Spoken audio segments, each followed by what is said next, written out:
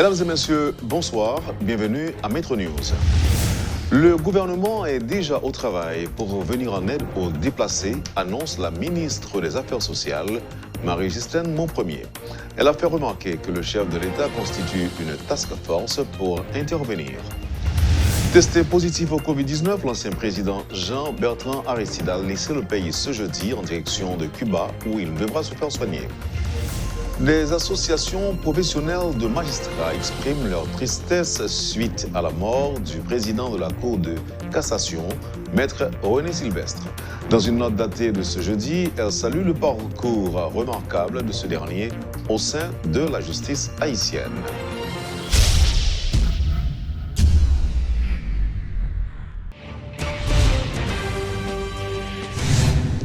L'ancien président Jean-Bertrand Aristide, atteint du coronavirus, a laissé le pays ce jeudi en direction de Cuba, où il doit se faire soigner.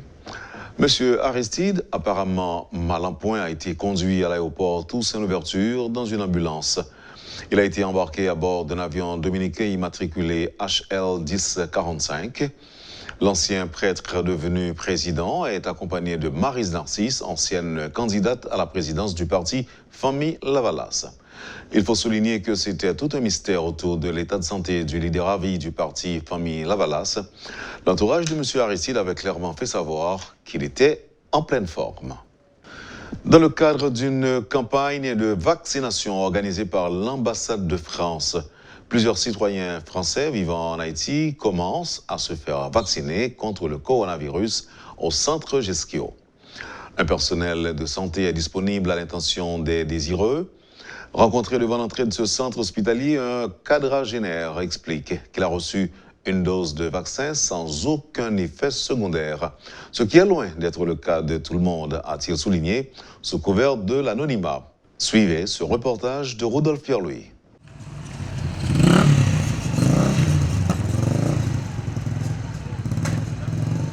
À quelques mètres de l'hôpital Petits Frères et Sœurs se trouve le centre Gesquio, qui dessert des patients d'origine française en quête de vaccin contre le coronavirus.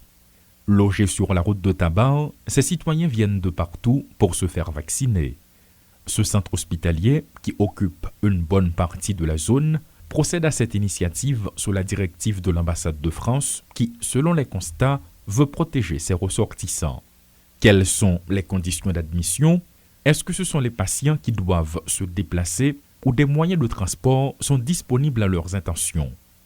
Autant de questions qui demeurent pendantes et à la liste s'ajoute combien de temps va durer ce processus. Difficile de répondre et même les citoyens qui fréquentent l'espace ne veulent rien dire là-dessus. Une campagne de vaccination contre le coronavirus a déjà débuté au centre Gesquio dans la commune de Tabar. De nombreux citoyens ont déjà fait le choix, notamment ceux qui sont avancés en âge, et il est également possible d'effectuer des tests du coronavirus. La vaccination se poursuit dans un contexte où les doutes persistent et remettent en question la qualité du produit. Il n'est pas permis d'accès, mais plusieurs citoyens qui défilent, que ce soit à pied ou dans leur véhicule, attirent l'attention et certains d'entre eux n'ont pas caché leur satisfaction, même s'ils reconnaissent les effets secondaires. Paul Leyel et Rodolphe Pierre-Louis pour Télémétropole. Le gouvernement haïtien nie toute inertie en ce qui a trait à la situation des déplacés de Martissan et de Delma. La ministre des Affaires sociales, Mme Marie-Ghislaine Monpremier, a assuré que des interventions ont été réalisées en vue de venir en aide aux déplacés. Une task force a été récemment constituée, composée notamment des ministres délégués, des représentants de la primature, des ministères des Finances et des Affaires sociales, du FAES et de l'ONM. Cependant, des ressources financières n'ont toujours pas été mobilisées par le ministère des Finances.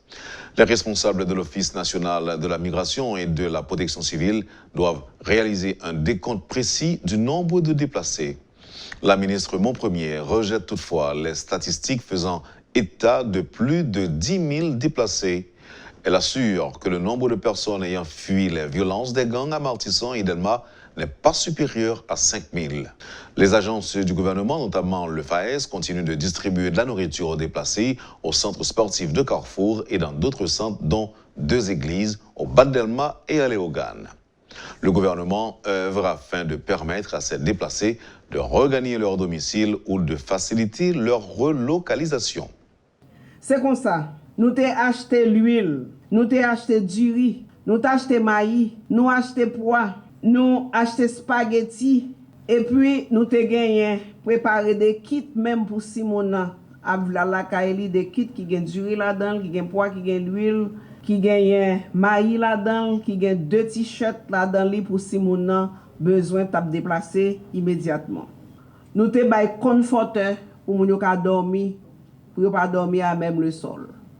Avait dit que bagay ça nous te remettre magistrat Kafoua yo même pour te capable prendre soin moun yo parce que te gen en pile intervenant parce que te gen organisation femmes qui sous terrain, te gen l'autre organisation dans société civile là qui sous terrain qui t'a travail et pour porter aide bay moun yo dans camp. C'est comme ça tout FAES pas de camper. FAES distribué avant ça en allée Delma parce que Delma était venu Tijan à peu près quelques jours après. C'est comme ça FAES a distribué 2500 plats chauds par jour en l'air Delma. Alors et Carrefour il était porté Delma te 503 plats que yo te bali, yo te bay. Gagné handicapé autour. Donc ça veut dire que nous te prenons soin de ça pour nous te cabay au moins 3 plats manger et manger chaud dans la question FAES. À côté l'autre manger que nous distribuons. Te gen distribution kit hygiénique tout que FAES te fait. Côté que li bay 1 millier kit hygiénique. Dans Delma gen 500 que li te bay. Donc Carrefour nous dit 1000 là c'est pour Carrefour et centre sportif et de Carrefour encore recevoir 1333 kits hygiénique. Ça veut dire que task force pour côté même créer et que nous fait toute intervention ça. Nous pour aller l'ouvrir, commencer l'ouvrir restaurant communautaire pour nous bailler moun yo et manger dans le cadre de ça et après la prendre normale.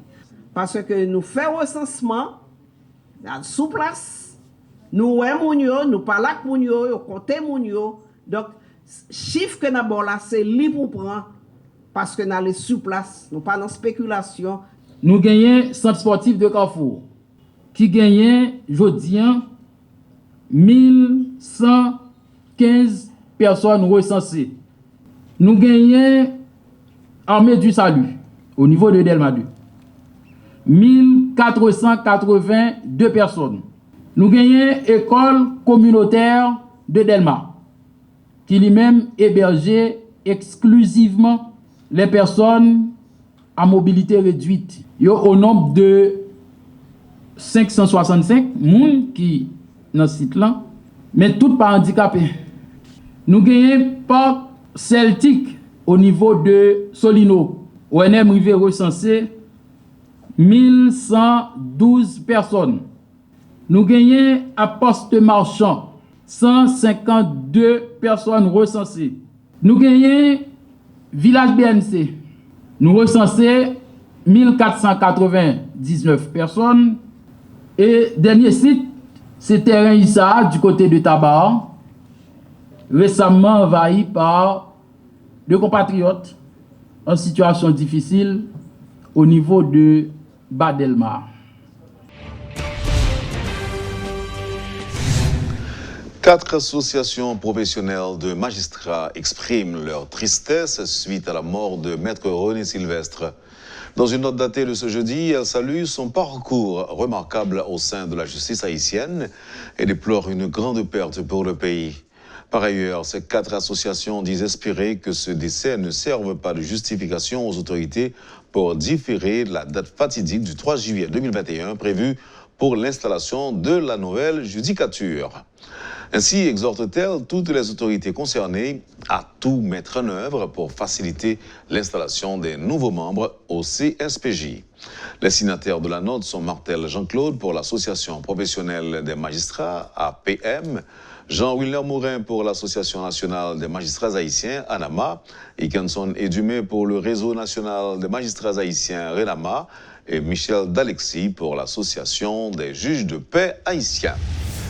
La Confédération des travailleurs des secteurs publics et privés, CTSP, tire la sonnette d'alarme face à la remontée du phénomène de l'insécurité dans le pays. En conférence de presse ce jeudi, le président de cette structure, Jean-Bonald Fatal, a appelé les autorités à prendre leurs responsabilités pour mettre fin à l'insécurité qui appauvrit encore les plus vulnérables.